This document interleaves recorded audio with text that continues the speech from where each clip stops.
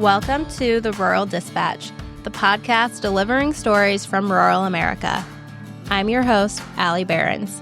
Headquartered in rural Iowa, I help run a nationwide livestock transportation company, and I'm here to bring you stories from the people who help shape this industry and our rural communities. Whether you're a trucker, livestock producer, or rural entrepreneur, this show is for you. Each week, we explore the realities of rural business life, from the highways to the fields and everything in between. So buckle up and let's dive into today's episode. Hey, Howard. Hi. Welcome to the podcast. Okay. I'm here. Or you're here. We are here. We are here. In Liberty, Indiana today. Liberty, Indiana, the middle of nowhere. Sitting down with Howard Curry. Curry Transport. Second smallest county in the state. Second smallest county in the state of Indiana. We mount to nothing to nobody. Yeah. That's us. Yeah. Well, thanks for having us. We are in town this weekend for Howard's daughter gets married. Mm-hmm. And we were lucky enough to get invited. Well, glad you're here. I can't believe you're here. It's great. We'll have to return the favor. October 4th. We're ready. All right. Be there with bells on. Get it on the schedule. We'll be there. Middle of fall run. It couldn't happen at a better time. Better. Yeah. It'd be classic. Yeah, it's a classic. I mean, we might as well just get all the dispatchers in one place, make it easy for you. Yeah. Boy, if cell phones go out there. Yeah, no shit. We won't even have to call anybody. We'll just have to be to a nightmare. walk across the Yeah, it'd be a disaster. You better have it where there's good cell phone service. That's all I No shit. True. We might have to put up an extra cell phone tower. You got to be sure you just got to it. make sure everybody's got service. Oh, gosh. We'd be unconnected. It'd be a disaster. Hell, the world would stop. Yeah. It'd be a Monday kill anywhere. Oh, no kidding. No doubt. Yep. Well, where do you want to start? Well, Howard, why don't you tell us a little bit about your operation? My operation. Okay. I do a lot. I wear a lot of different hats. My main hat is Howard Curry Transport Incorporated. We're a brokerage company, have a handful of trailers. We haul stuff mainly to east to west, a little bit south, but not much. We transport feeder cattle west, fat cattle and hogs east. Don't rarely get west of eastern Nebraska or western Kansas. And brokerage business has grown pretty good from where we started. Dad started the company in 1953. That's his first truck on. And the other hats I wear, we own a little car dealership in Liberty, Indiana. Partner of mine and myself had that for over 20 years. Son feeds cattle. I help him now. I'm not a partner. I don't own too many cattle. And wife has a business here in town. We do buy and sell a little real estate. I do our share of that. Yeah, you guys do have a few rentals, don't you? Oh, we have rentals and we buy houses and fix them up. Okay. And sell them. This and that. And bought a farm and split it up and sold it last year. And that's kind of what we do every day. I come here where you're sitting and spend my 50 hours a week here. And we live 4 miles from town. Our circle's pretty small, but it's what we do. And it works. It's worked so far, I guess. Yeah. Tell us about your dad. When did your dad start? Was he a trucker? Dad was a farmer at heart, but he started trucking in the early 50s, trucked through to the late 50s. He always wanted to be a cattle buyer. He was a farmer here in Indiana. He had just bought his first couple farms. He heard of a job in North Platte, Nebraska, a company called John Clay and Company. It was a commission company pretty well through the West back in the late 50s and the 60s. And they were looking for a countryman. Out this way? Nope. In North Platte, Nebraska. I was born in North Platte, Nebraska. Oh. Yeah. Okay. And Dad decided he's going to rent the farms out, loading the kids up, my older brother and sister, and they're moving to Nebraska, and Dad's going to be a cattle buyer. They packed the car up and headed for North Platte. And it went stupid well. I mean, a lot of what he did. I mean, he worked this John Clay and Company. I've actually got diaries of his. He kept every day. Oh, really? Through this thing. And it is neat as holy heck to read him. I mean, he was pretty detailed about what he did every day and where he was in Kansas, Oregon. He was all over the West. But one of the main things he did was he handled the Montford account for John Clay and Company. What cattle went in the Montfords. Through them, and he got to be very good friends with the Montforts. And he did that through the early 60s. I was born out there in 62. About the time I was born, he went out on his own, Nelson Curry Commission Company, and he was really successful out there. He didn't leave because business was bad. We had the 2 farms back here, and when I was 3 years old, my grandfather came out and he said, you either go back to Indiana and sell those farms because they're going to pieces, not good back there, he said, or go back and farm them. And my mother hated it out there. Mother did not like it. She In Nebraska? Nope, she didn't know nobody. My mother was blind, or mostly blind. And, she was home all week by herself with the kids, and it wasn't a good situation. So they decided to pack up and move. Dad said, I'll start a feedlot in Indiana. So he moved back here to Liberty, Indiana, and started about a 700 head feedlot and went from mid-60s clear through the early 90s. And he retired, and it all sold. But all through this, he was in the trucking business before he left. There was a gentleman had it during the time he was gone out west. And Dad, we was always involved in trucking through everything. And then my older brother, he kind of picked up on it more. He started doing more and more and more. And then he got out of it when I got old enough. He went into a different line of work. He's a minister. And I was old enough, I picked it up. But all the other businesses I got, my heart's in cattle. I love livestock. I love cattle. And I've said that before on this podcast. I feed cattle, and we're diversified in other things. My main devotion is to trucking. Me too. Our car business, it's just me being the way I am. It's been a very good little business. Stupid good. But I hate it. But it's too good to just quit it. Well, in 23 months, I'm out that door, so I'm counting. 23 months, it's over. And when I turn 65, it's history. You're done with the cars. I'm done with the car business. I'll do trucking. And my son asked me, he said, what are you going to do when you're not in the office at the car lot? I said, I think I'll put a camper right down by your little feedlot. My son feeds a couple hundred head. I said, I think I'll put my office down there. And then when you get home at work at night and go, I'll have a list for you to do. He said, no, you're not. My son is a lot like my dad. He's a cattle guy. He's extremely proud of it. Very, very, very, very good. He's loaded with animal husbandry, and he's a workaholic. He's very proud of it. Been very blessed there. My daughter's she's an angel. She's my sparkle. Very blessed there. More important than the trucking or the car. Now, did your dad keep the commission company when he moved back? Nope. He was a full-time cattle feeder and farmer. Okay. Yep. Nope. When that was done, it was done. It was hard for him to, he spotted some cattle back here and everything for some guys. I remember, barely remember 1 or 2 carloads of cattle coming in here that he bought after he got back here for some local farmers and stuff. He had a lot of opportunities. At one time, he had a chance to run the Cincinnati Stockyard. Run the Cincinnati Union Stock. Okay. My mother, I think, threatened him with an inch of his life. Yeah. I grew up, we fed cattle, but we was at the Cincinnati Stockyards every Monday morning. I grew up in the Cincinnati Stockyard. That was where I cut my teeth. Yeah. So when do you think you started driving truck? Oh, I can tell you exactly. I took my first load of hogs to Allentown, Pennsylvania when I was 17. And a 71 Transtar with a 318 Detroit and a flat floor triple deck trailer. No pot. Flat floor triple deck. Was that Fat Hogs? Yep.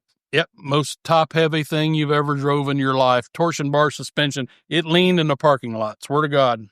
New Stanton, Pennsylvania, right before you get on the turnpike. We always went to a truck stop. The parking lot was slanted. And you had to park opposite way of everybody else, because if you did, the hogs laid on one side and it'd go down and touch the tires. The trailer would go down. It was I used to dream at night of it turning over. It was always a nightmare. My brother always said the same thing. He always had dreams of a truck turning over. Now, who was that for? Did you guys raise hogs? Were they your hogs? No. We hauled for Heinhold. Mainly Heinhold. Used to be a thing in Indiana called Hoosier Stockyards. We hauled a little bit for them, but that's when we started branching out. Okay, so you were going to Allentown. Yep. A&B Packing Company. Was that interstate? Yep. Interstate all the way. The turnpike was there. But listen to this. To get off at Carlisle, from New Stanton to Carlisle, $48. What's it now, $300? $21 coming back if you come back empty. Which we did 99% of the time. With a flat floor triple, you always come back empty. Right. When I took a pot, or when we got a pot, or when we had a pot out there, we might, maybe load back. That's the thing of it. Livestock in this area used to be one-way freight. Oh, it always was. It was one-way freight. It was a big deal when we could stop in Columbus, Ohio on the way back to Philadelphia or Allentown. It was a big deal. We could load at Richwood, Ohio was the furthest east. Northeast Heinhold market at the time, and we could load there going to Logansport, Indiana. Wilson Foods at Logansport, which is now Tyson. Yeah, Wilson Foods. That was a big deal to get that load, man. That was gravy. If you could get that, you two-way put her in the freight. bank. Two-way freight wasn't even a thing when I was riding with Dad. Being young. I can remember my best backhaul I ever had in the world. I was just a kid starting with a pot. I loaded a load of little 400-pound fallen Angus calves in the middle of the winter in Winchester, Virginia. I took them to Valentine, Nebraska. When I got there in my 71 Transtar, with 318 Detroit in it, you filled it up with oil and checked the fuel. And the guy said, meet me at the Gulf station in Valentine. Of course, no cell phone. And he said, we're going north of town a little bit. And it was 21 below zero when we went by the bank in Valentine. And we got out in the ways. He said, you don't have a chute, do you? And I'm like, no, I'm supposed to have. He said, we'll get them off. We went out there and I pulled the truck out in this pasture, and here come a pickup truckload of straw, and we made a chute and jumped them calves out. And I thought that was neat. I went all the way from Virginia to Valentine, Nebraska. That was big stuff. And what year was that, you think? Because you were what'd you say your Transtar was? I was born in 1962, and I'd have probably been about 18. So about 80. Maybe 80, because we got a new truck in 80. I started driving a brand new Transtar Eagle, and it was in the old one. The way we got the new truck was my dad said he'd go with me one time to Philadelphia or Allentown. I can't remember, one of the two. So I kept telling him I needed a new truck. He goes, no, you don't. No, you don't. Well, he rode in that International Transtar of the Hendrickson suspension. You could see a bump coming. You had to tighten up because you felt it coming. He rode over there in that seat. It was cold, and there was no heat over there. He had his legs wrapped in blanket. We got back. He said, you need a new truck. I went from that to a 79. We didn't buy it till 80. It was still new in 80, but it was a 79 Transtar Eagle, 400 Cummins. Oh, you were going places. Big truck. Oh, yeah. That was a big deal. What kind of trailers?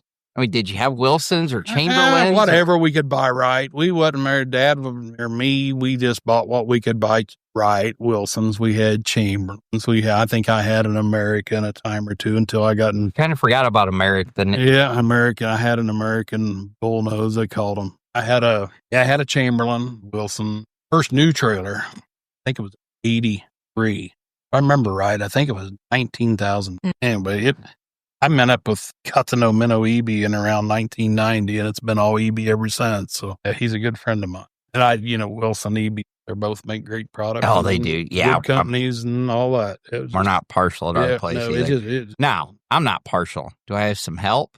Help gets a little partial. Help gets a little partial. But the part with the EB, it's been sounds like an EB commercial. It's not. They're so good. If I unload in Souderton, good example. Wasn't even my trailer. The guy I dispatch all the time. His truck, his trailer, he unloads Easter Sunday up there. Tailgate falls out of the Wilson trailer. I call Minnow EB at home. He calls someone to go into the shop, and they fix that trailer on Easter Sunday. Oh, really? Yep. And we're back able to load on Monday morning. Man, that's hospitality. You can say they're whatever, one's better, they're all good, whatever. But service means a lot in this business, as you know. Yes, it does. Yes, it does. Service means a lot. Yeah, that's huge. It is. It has been with me. Minnow EB's helped me a lot in a lot of ways. Now, did you guys, where's the closest stockyards around here? There was always stockyards everywhere. Yeah, this used to be the hog capital of the state of Indiana where we're at, and livestock here is gone. It's a crying shame. There's literally, I think there's 3 people in this county that feed cattle, and that's it. And they're not big, but one feeds 200, another guy feeds 200 or 300, another guy feeds 200 or 300. That's it. Outside of a guy with 6 or 8 or 12, it's just gone here. We used to have a Heinold market here at Liberty. They would average 800 to 1,000 hogs a day there. It was a big market, one of their leading markets. Okay, so that's the way I started with doing anything with Heinold. I drove their straight truck. Okay, that's what I'm... Yeah, I quit school. This is a good story. I quit school when I was 16. I can still remember my mom and dad were eating lunch, and I went home at noon. And they're like, what are you doing here?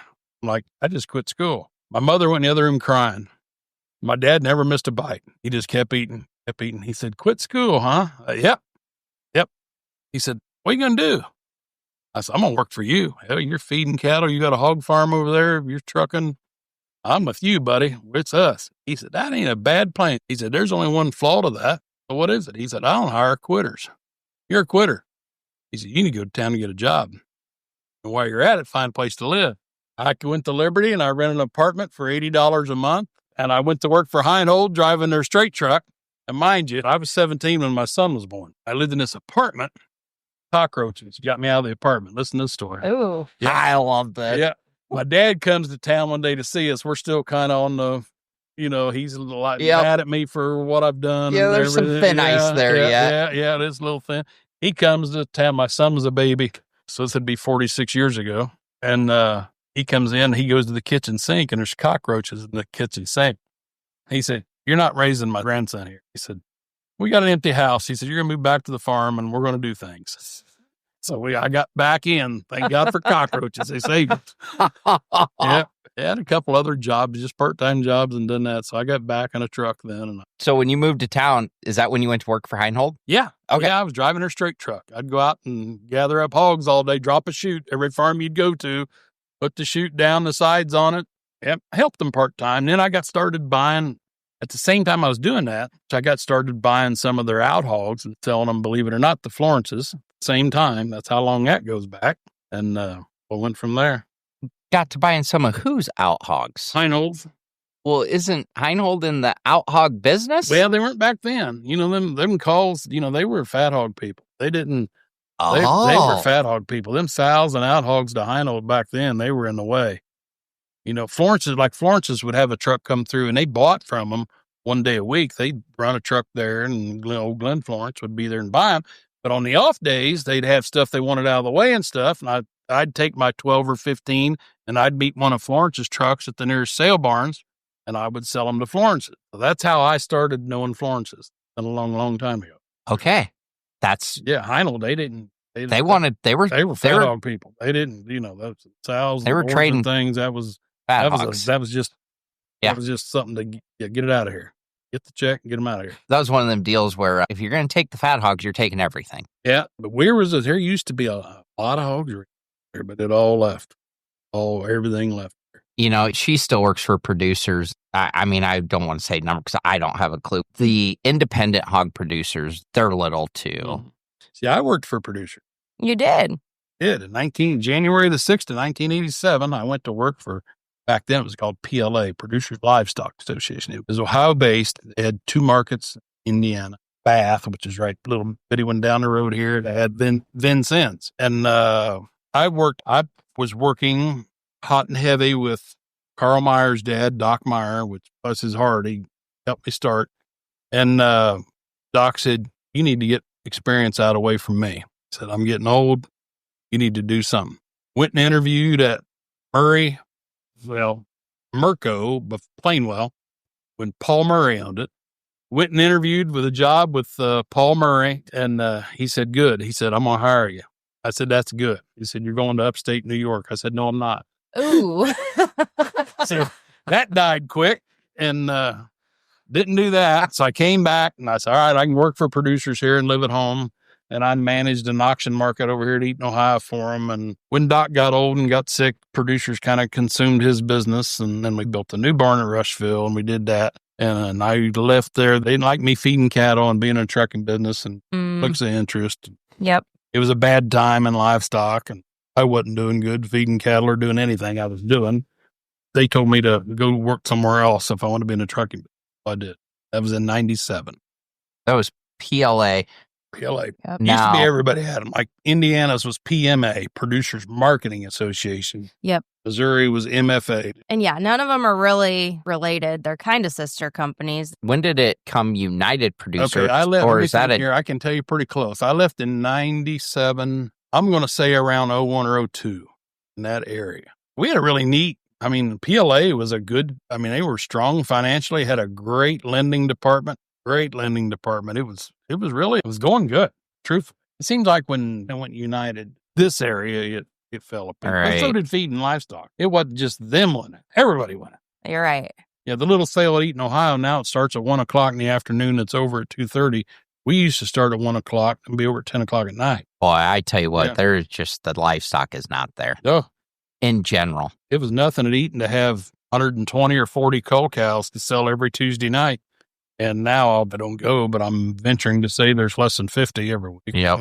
Yeah, no, it's a different world. The thriving market in this area is at Greensboro. That's the thriving cattle market right now. I a little bit want to rewind to quitting school at 16. I mean, I didn't quit school, but I moved out when I was 17. I kind of said the same thing. I was like, I'm fucking out of here. This place sucks. I was a spoiled brat. I was bad. I'll admit it. I was bad. And used to be the Paris, Kentucky cattle sale my dad went to every week. It used to be on Friday. Now it's on Thursday. I never attended school in my freshman year on a Friday. I was in Paris, and my dad wouldn't tell you a lie for nothing in the world. And he'd write a note that said, took Howard to the cattle sale. He didn't say he was sick or had a toothache. No, not Dad. He'd say, took him to the cattle sale. That's why he ain't at school. Oh, you wouldn't get away with that these days. It wasn't good. Well, we didn't hardly then. The principal didn't like Dad. Yeah, he wasn't at the top of the. But you probably learned more at the cattle sale than you did at school. I probably did. Oh, you 100% did. While we're on that, I got to tell you a story real quick. So a guy I haul for back home, they live down by Des Moines. They live in a suburb of Des Moines, and he farms and feeds way more than anybody would ever guess. So anyway, he calls, I think it was last week, whatever. It's like, hey, how's your day going? He's like, oh, just got done talking to my boys' school. I go, oh, what happened? He goes, well, they're mad he's farming. So he proceeds to tell me, so they go to a private school in Des Moines. And he says, I told my son, do not tell them what you're doing, but if they ask, don't lie. So he said, school calls his son and says, where you at? And he said, well, I'm planting corn. And, I don't know how that conversation went, but then the dad says, he goes, so the school calls me just mad. He says, you could be as mad as you want, but this is just the way it's going to be. And, we live in a town of 10,000 people. Now, when I was in school, which we're coming up on 19 years, so that wasn't even that long ago. But when I was in school, I mean, you just didn't expect farm kids to be at school. Like, you knew they were combining corn or planting corn. It wasn't shocking for a kid to be out of school. No. Right. When it was now, harvest. But of course, they're closer to the city. I don't know how it is in Carroll. Maybe it still is that way in Carroll, that they still don't care. But in the city, that is not excusable. It's a different. It might be the city, but we're still in Iowa. They still got to know. If they only knew what them kids had ahead of them, if it was possible. I've always thought I'd love to be able to tell kids, that are, struggling with the fact that staying in school or not, it didn't make or break me to leave school, but there is a lot of them. You really got to weigh out that fine line. Yeah. Being there and enjoying it. It's all right to leave. It's all right to plant corn. It's all right to, but boy, if kids, don't go the route I did. It was tough. Well, it was tough. Yeah. It was bad tough. It was funny. I'd get like, I was always good in math. I'd get like A or B in math, and I'd get D minuses and everything else. I think I flunked gym once. That's hard to do. Oh, geez.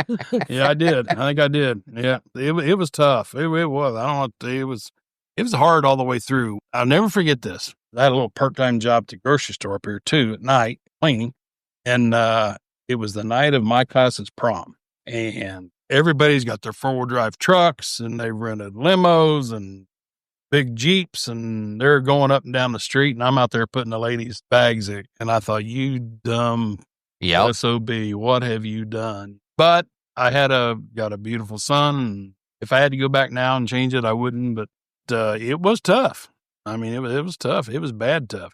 Because you kind of get yourself out of the timeline. You're not hanging around with the kids. I hung around with people 15, 20 years older than I was. You get out of your own timeline. Yeah. Because you're not in that with them kids. Yeah, you don't relate anymore. They're wanting to go out party and this and that, and I'm getting up in the morning, go to work. Yeah, so you jump a timeline, and that's really tough. It really is. It is when you get to later years, because like now, I have a real nice class that I was in school with, and they invite me to their, to their reunions and stuff, and I enjoy going, but I see what them guys do, and I'm like, I missed a lot.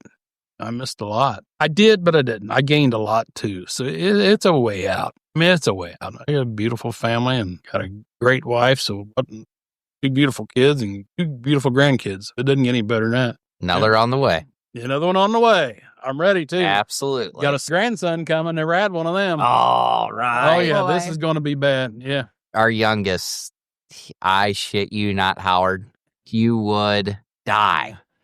He is a spitting image of Jeff Behrens. Really? I That'd mean, be cool. he stands. Stands like him. Same facial expressions.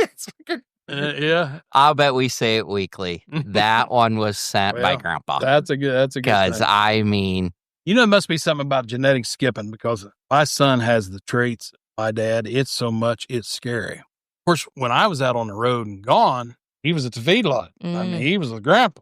He grew up around Grandpa. I was gone. I was either on the road trucking or buying cattle, or I was gone. I was gone too much. And he's just like his grandpa, hard-headed, just like it.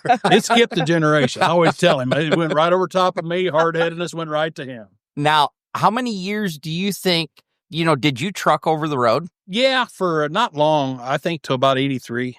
Okay. Yeah, it wasn't long. Got in the buying thing. My brother got out in 83. Actually, in 83, my brother ran the hog farm for us after he was out of the trucks. And he wanted to go into the ministry. And I bought him out in the hog business, which I hated and was short-lived.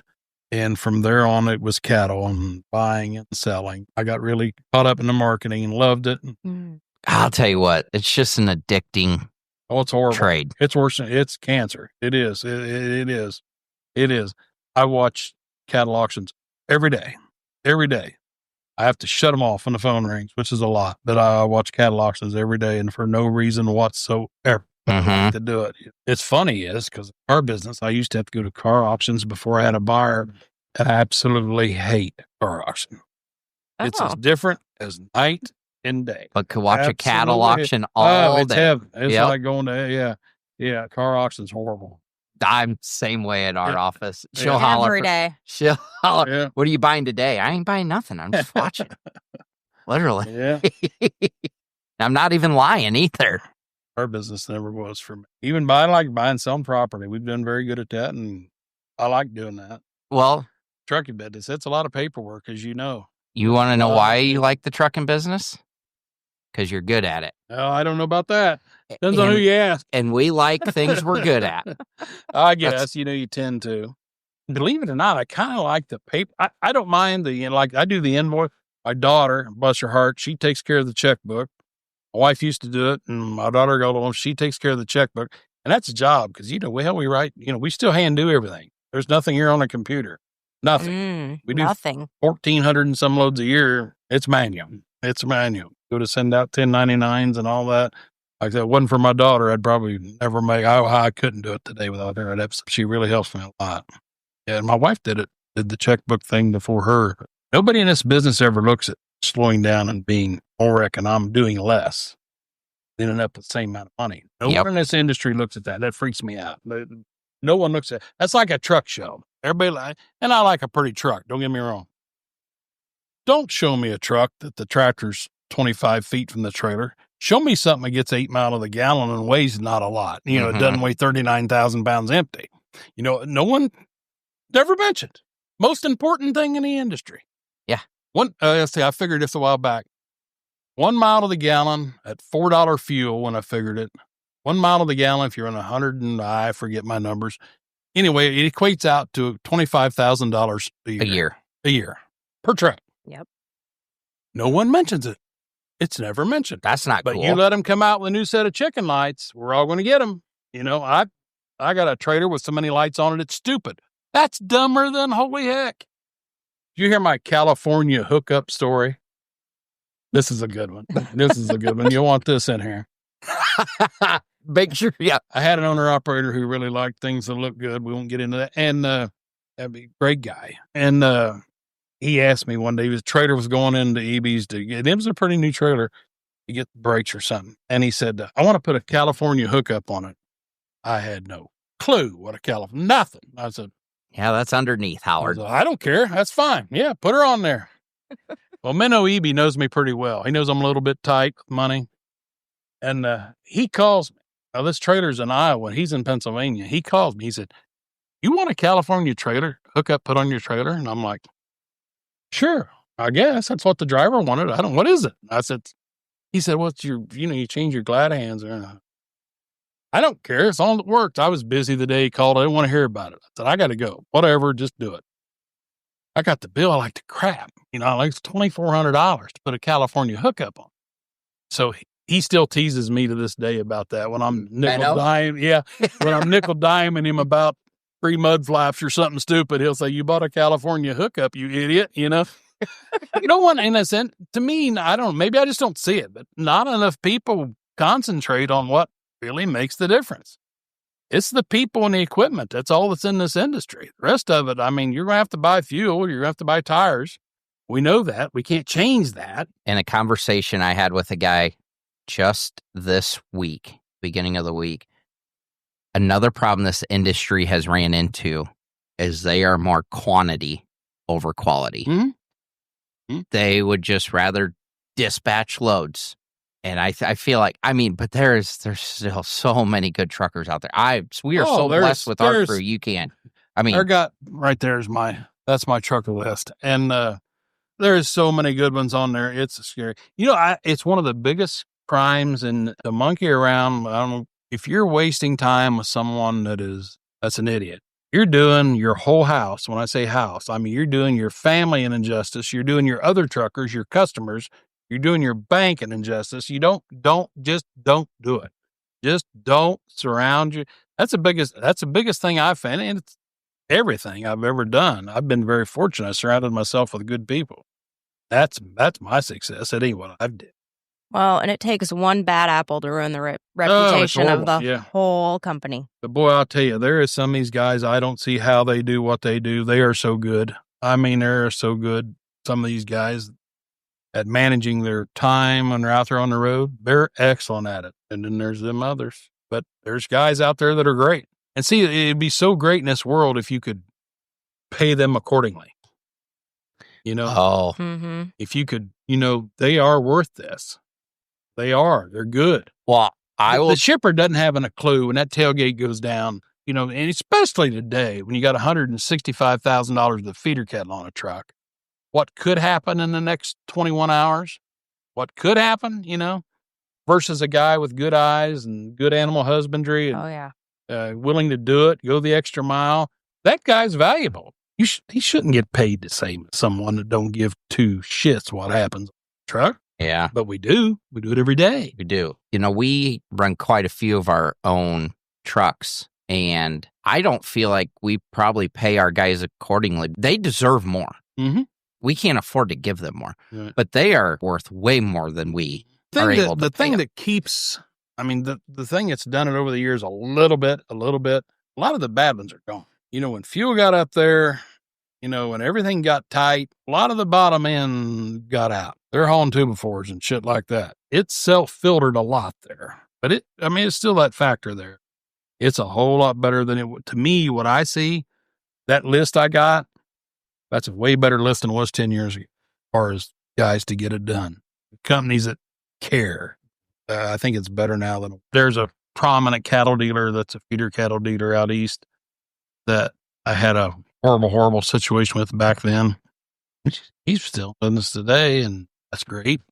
As soon as I got away from him, my life was better. Didn't look good at the time, but I want to tell you what to do, and it's hard to do. And you can't do it 100%. Can't do it 100%. But if it's a chronic with a guy, divorce him. Yeah, you'll make some money, probably, working with him. Your business will come somewhere else. Well, that's exactly right. You put your energy into somebody else. Yes, they look for an opportunity. Back when, we used to haul a lot of them little light calves out of Florida. Now, that takes a driver because them things, they have what I think me and another guy came up with calling sand feet. You take them little light calves that have walked on nothing but sand, put them on a diamond-plated aluminum floor for 1,400 miles, their feet get sore. They're going to lay down. I got news for you. Where we use 4 or 5 bags of shavings, better put 12. Got to keep them off that diamond-plated aluminum floor. If you don't, them little things, boy, it's a buyer and a seller thing. It wasn't nothing to have 2 or 3 of them down. Of course, back then, cattle were 65 cents a pound. Right. But it was still an ordeal. It was the same on the scale. It was the same thing. But it ain't the buyer and it ain't the seller. What I was talking about, the industry, I don't think we truly pay for service. I agree. Our industry don't. We do what we get by with. Yep. Trucking is the cheapest part about feeding cattle. You stop and think about this. Every load of feeder cattle you watch sell, watch Superior, watch an auction online, it weighs 52 to 58,000 pounds in the East. You just sold a load of cattle. There's no way to legally move it. It's going to get moved. We're going to do it. We're going to break laws. Them guys are going to risk points on their license with this new crap, all this stuff, because we couldn't put 6 less cattle. It doesn't make a lot of sense. I don't mean that to be negative. I'm not meaning to be negative to the buyer or the seller. The industry needs to change that. The hog industry is not that way. Who puts 58,000 pounds of hogs on a trailer? Unheard of. Unheard of. It's not a thing. Not a thing. They'll go on there.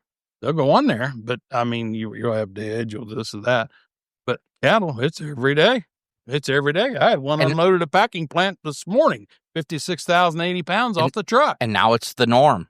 Back years and years and years ago, back in the early 90s, I got involved in a lawsuit. We were bringing a load of cattle out of New York into what was Moyer Packing Company, now JBS Souderton, when it was Moyer Packing Company. And we got involved in a wreck. And we were heavier than all hell, north of 60,000 on the truck. We didn't cause the wreck. We wasn't in the wreck. But in a chain reaction thing, we ended up hitting a car, which opened the can of worms. That let this big packing company come in because we hit their car. We couldn't stop. Because I had to go out there to court. I spent 2 days in court out there in Pennsylvania. That's an experience. I mean, you watch those lawyers. If these buyers and sellers could sit and watch what I watched, you'd back off. I mean, it's dangerous what they can blame you for. Here's the other thing. Health papers. Why is that not a norm? Now, I'll tell you, and you get west of the Mississippi, it is. Mm-hmm. But I feel like you get east of the Mississippi. In my little world, I haul feeder cattle for mainly 2 customers. One in Kentucky. It's a normal now for them. It comes good. It's a thing now with them. It's a normal. They do a really good job.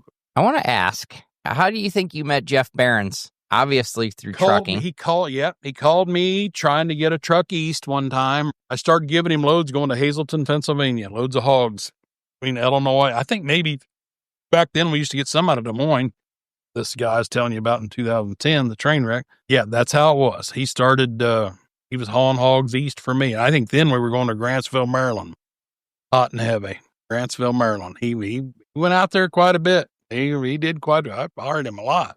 I still remember his phone number. Before iPhones, I was great at phone numbers. I always thought that was like, I was the phone number king. I knew them all. I still remember the Liberty Highland Market. It ain't been here in 25 years. My phone just rang at lunch today, and I'm up getting a salad. I hear it ring, and she silences it at the table, and I come back, and she says, well, who was it? She goes, I don't know, some Colorado number. And I pull it up. I go, oh, yeah, it's Jeremy Green. She goes, well, you don't save numbers in your phone?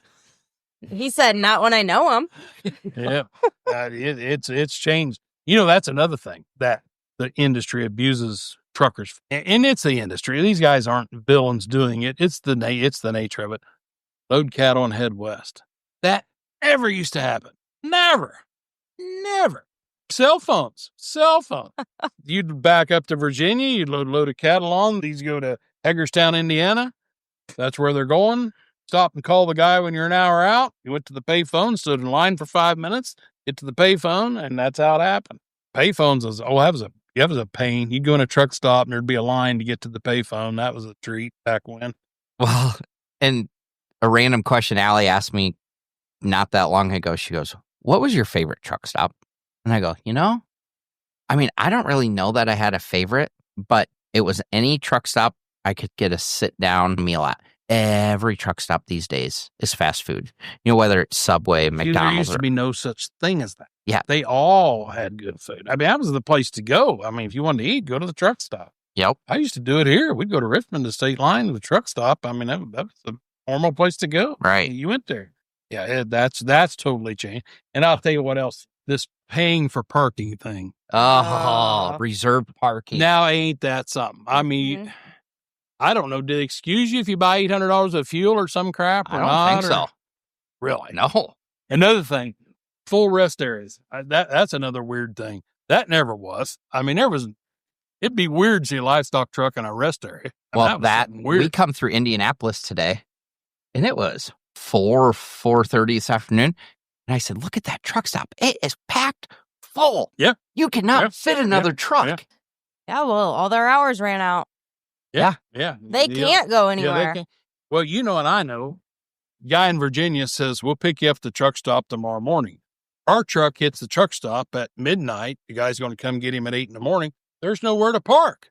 Yeah. Mm-hmm. There's nowhere to park. I had that this week. I mean, they'll send you a text and they'll say, hey, I'm down at the next exit. Yeah, Because the poor guy shipping the cattle, he says, this was in Mount Jackson, Virginia. The guy says, tell him be at that truck stop by about 6 o'clock tonight if he wants to get a, you know, loading in Souderton till 6 o'clock tonight. You know, I can't tell him to be there. Why don't you drive down there and save him a spot? I mean, you park a car. What am I going to say? You know, they don't realize. I mean, they have no clue. But it's really got bad. I mean, the driver situation, to me, it's a problem. What we expect out of a driver. Yeah. We expect a lot. Yes, we do. And they can't get compensated correctly. And like I said, the guys that are writing our checks, they're not villains. They're not. It's the industry. It all has to change together. I hope someday, I don't know, if I can say something to someone who would help, I would. I don't know what it'd be. There's a lot of things I'd like to say, but I can't. Nah, you're right. You know, you can't. Allie, one thing I used to do for Howard is I hauled veal calves to New Jersey for That was a trip. Oh. That was a trip.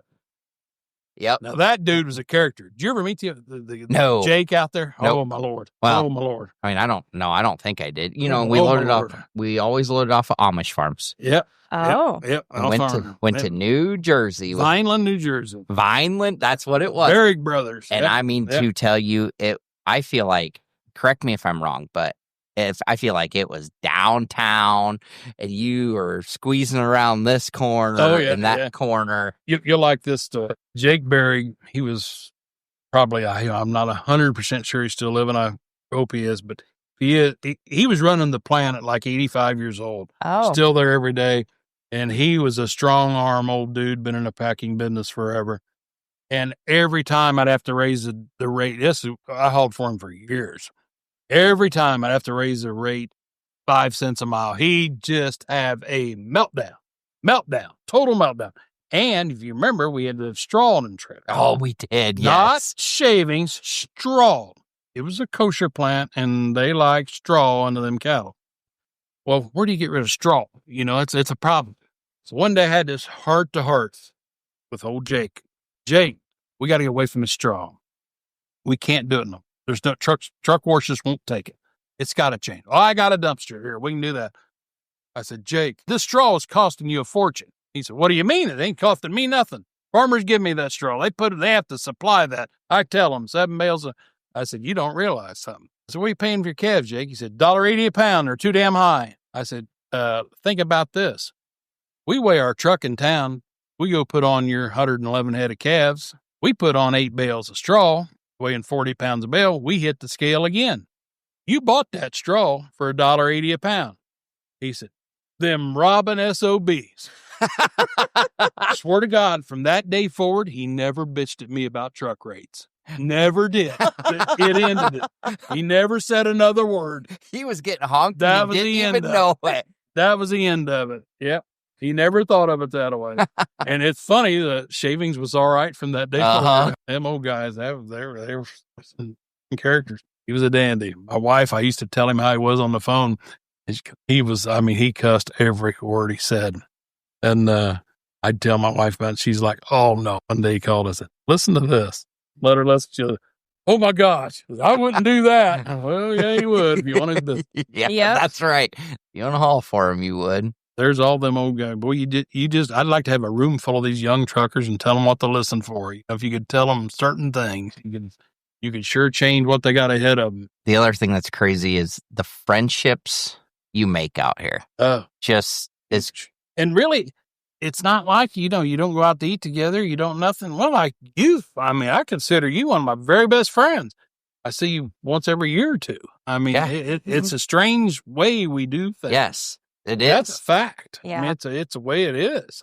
Yeah. But you can, and I think that's a reason it is when you do business with someone all the time, the ones that are loyal, and the ones that are good, and the ones that are there every day, they are so invaluable to you when you're in this industry because we depend on each other. The whole livestock industry. Picture this: $180,000 of cattle standing there with no lock gate. That happens all the time. Oh, yeah. Go load these cattle in the middle of the night. We did it this week in a yard. This whole industry runs on trust. Once in a while, something ugly rears its head. The livestock people in general, they're a pretty good clique. They really are. I value them. It's everything to me. This industry, it's a people industry. We are in a people industry. Markets have changed and all that. You still got to have that guy on the phone that you trust. Yes. That's the thing here. That's the thing. If you can trust him, there's nothing you can't look out of. I mean, if it's a bad deal this time, there'll be a better one next. But if you get the guy that's not that away, he ain't going to be around for the next. Your loss is a loss. That's a really good point. We're all going to have bad situations. It doesn't matter how good of a company you run. There's going to be a bad situation somewhere along the line. Two people that are good enough people that are able to work through any situation together. And I think that's what gets you a good customer. If you get someone that realizes you went the extra mile, they realize you worked through something, because it is going to happen. Bad things are going to happen. I've seen that in the car industry over the years. You're going to have bad thing. A problem is not a problem. The problem is how you handle the problem. That is very good The problem is how you handle the problem. You're going to have, we all got, it's inevitable. You're going to have, it's how do you handle it? How do you handle it? Good example, when I started selling cars, actually, here at this dealership, there was a case where a prior owner, he was here like for a month with us, start us. Mm-hmm. It was small. And when I sold cars prior to this for 5 years in Oxford, Ohio, there was a customer I got down there, was a thing here. I came here, this car, I sold them for so many dollars. They come to get it, the check engine light's on. And I said, you take it to the dealer, whatever it takes to fix it, we'll do it. It was a $500 repair. About what we were making on the car. $500 repair. And I said, I told you I'll fix it. I'm going to fix it. He said, well, it's $500. That lady that I did that to that time, I looked at this a few years back. Her family, as near as I could calculate it, I've sold them 16 cars. All because you spent profit on the car. You did what you said. That stuck with it. And that same thing happens in the trucking industry. I mean, we'll eat this or eat that or look on. But when you're doing it with someone that doesn't recognize it or appreciate it, it really kind of hits, it hurts. You really care. It really does hurt when they take advantage of it. But this industry, there is a lot of loyalty. There's a ton of loyalty. Oh, man. There's a ton of loyalty.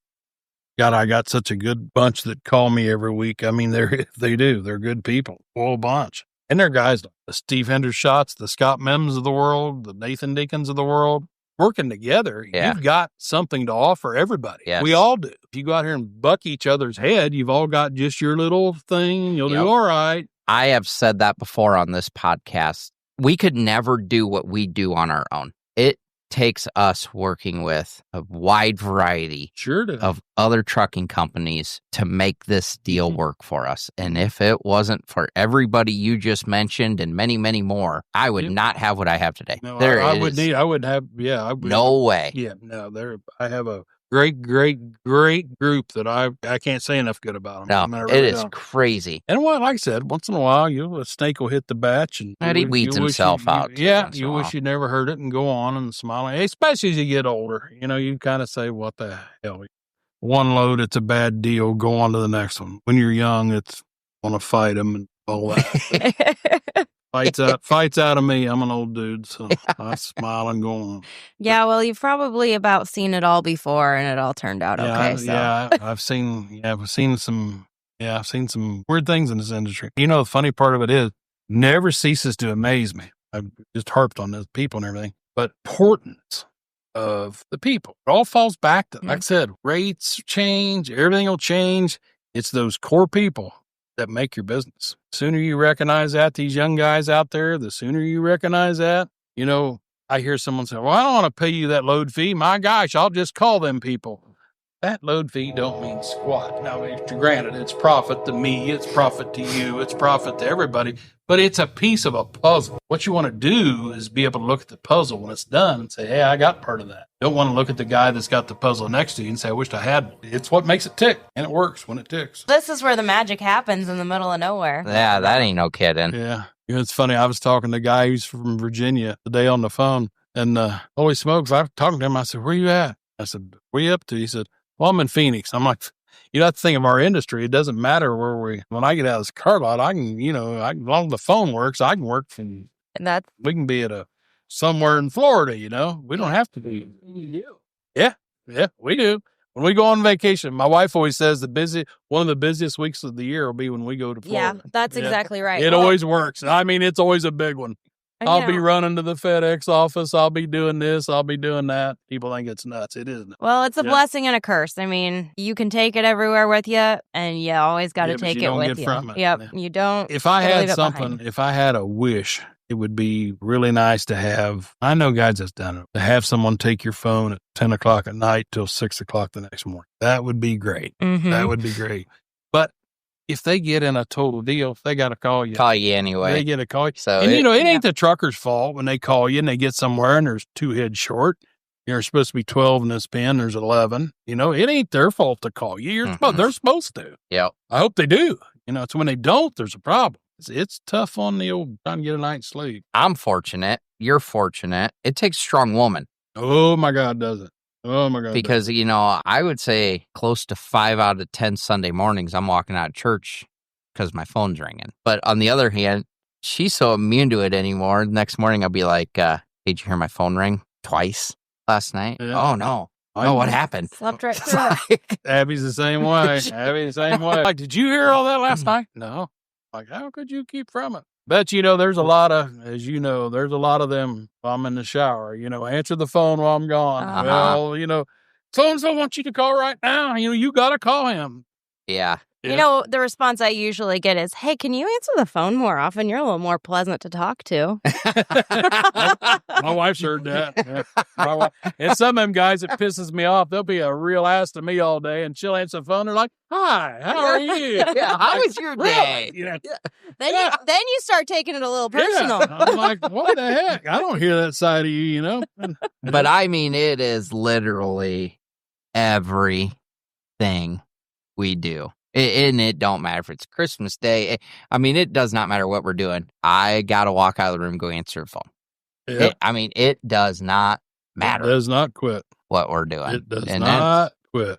That's just kind of strenuous on everybody. Yeah, it's very strenuous. But it is the way we chose. So, and I love it. If you wanted a normal job, go to the post office. It ain't what we do. It ain't normal. Ain't going to be normal, and that ain't going to change. You might have your days, but you wouldn't do anything else. I can tell. I think you're more moody on the phone than I. Oh, fuck, I am. I can tell when you got a bad day going on. Yeah. Yeah, I can tell. Mm-hmm. You're a little more subtle. I'm like, well, I'll leave him alone. Yeah. Talk to old Smoke tomorrow. Mm-hmm. Yeah, Howard, you are absolutely right. He wears it on his sleeve. There's no hiding it. No. You don't sugarcoat much. I don't usually keep it a secret if I'm having a bad day. I get to think of this. Usually when I think of it, when it's a good week following a bad week, I think of how shitty I acted all week long. That slow. Being slow drives me nuts. Mm-hmm. It eats on me. I'm pissed. I'm worried. What did I do wrong? I should have done this. I should be hauling them. Da-da-da-da-da. I'm throwing darts everywhere you can throw them. And then next week when it's busy and you're covered up, it's like, man, I was a real ass. Uh-huh. Oh, man, does that sound familiar? That was just like dumb. The next time it happens, I'll do the exact same. My worst time of the year is when you're coming out of winter. I'm not a winter person. I don't like it. I don't like it at all. I hate it. I hate bad weather. And it's tax time. That's my very worst. And usually we're a little slow. Oh, yeah. It is slow. And I cannot stand tax time. We're doing bookwork here, getting everything done, and it works slow. And by the way, you federal government too much. And oh, yeah, that's a real doozy. Oh, it's a trip. By the way, you owe the federal government too much. It's a lot. Yeah. Here's a good one. Here's to you why I don't feed cattle. In about 1992, when my dad was selling the farms off and shutting the feedlot down, there's a farm right across from my house, right smack across from my house. My dad owned 116 acres. And he begged me to sell me that farm for $1,850 an acre. And he went to the, back then Farm Credit was called Federal Land Bank. He went to Federal Land Bank and said, here, they'll loan it to you. I'll co-sign for you. You got to put this chunk down, which was everything I had, which wasn't a lot, but it was taking it all to put this down. And when I got all done adding it up, I was going to have to put about $2,000 a year with that to make the payments with my dad. I said, nope, I'm going to feed cow. Well, that didn't work too well. And today that farm would bring $15,000 an acre. That shows how bad a cattle feeder I am. For 2 years, I've been saying they've been too high. You imagine if I would have bought everything that was offered me in the last. But you know what? If you say that long enough, you'll be right. Yeah. They're going to go down. Sooner We just or don't later, know when. What goes up must come down. There'll be one day I'm going to be a genius. Yeah. Uh-huh. I told you, dudes. You just got to stick with it. Don't it give was up. $111 a hundred ago that I started saying that. But yeah, I can remember in about 94, I think. Yeah, I think that's about right. Biggest group of cattle I ever fed, about 400 Brangus cross heifers out of North Carolina off a guy, friend of mine. Fed them in Kansas. The day they walked out the truck off there, I could have sold them for 72 cents a pound. The feedlot told me the break even on them was 67, like 75. I'm like, I ain't gonna feed them for that. Yeah, that ain't nothing. I want to make $2 a hundred. I'll keep the bastard. I sold them cattle fat for 54 cents. And the only group of cattle like that, never lost a one, never lost a heifer. They did good. Everything was great. And they lost a farm. They lost a farm. Yep. Well, they lost a farm. I got a buddy that I partner with, and he says he remembers back in 15 when it got bad. They sold fat cattle for less than what they paid for the feeder. I remember that from back in about 91 or 2, it happened too. You know, back, I can remember this, in 1994, you couldn't get $25,000 of cattle on a trailer. I don't give a shit. They weighed 2 1/4 or ton bulls. Couldn't get $25,000 of cattle on a trailer. That's the way the market was. That's sad. It is. Think about that. My dad used to pasture a lot of cattle. We rented pastures and we'd put out about 600 or 700 grass calves as soon as he could get them out. And he bought them. We'd buy them calves light as he could buy them in November and December. Dad always said when they go to grass, you do not want to have $300 a head. Keep it under $300 a head. Whatever you do. Now they're $2,400 a head. But I guess maybe it's all relevant. I don't know. Maybe it is risky. And if a guy's feeding cattle on a volume today, you could, I'm not dooming and glooming. I pray to God they all do good, but you could lose your home doing it today. Oh, I don't know if that risk was there back in the 60s and the 70s, if you could have lost your home doing it or not. I don't know. I don't know. Back then, I think people probably lived a little simpler too. Yeah. We didn't need a brand new $60,000 Yukon. Yeah, exactly. Yeah. I think the cost of living anymore is just so much higher, and it's not necessarily the cost of living; it's the cost of the wants that everybody has. It is the cost of the wants. Yeah. Look at what we all spend on cable TV. I mean, I know people that spend $100 to $120 a month. My first mortgage payment was $300. They're spending $120 a month on cable TV. Your first apartment was $80. It was $80, and that was electric included. Oh, true story. That was electric, water included. A flat $80 a month. Yeah, Yep. but you had. And I had cockroaches. Yep. You had. yeah. You had a God. good roommate. Thank God. Thank God for them cockroaches. They got me back on the farm. I got married so young, and I did always tell the first house I rented to live in. This was actually right before the apartment. I rented this little house on the edge of town. It had been moved there. It was so rickety and everything. I opened the door one time, and the carpet was just nailed around the edge. And I walked in the door, and it was the carpet. The wind was blowing. The carpet was moving with the wind. Wasn't insulated the best. Yeah. That is one small reason we moved out of our farmhouse. So when Dad went broke and I ended up buying everything back in like 2008, kind of when we started over, I bought this farm.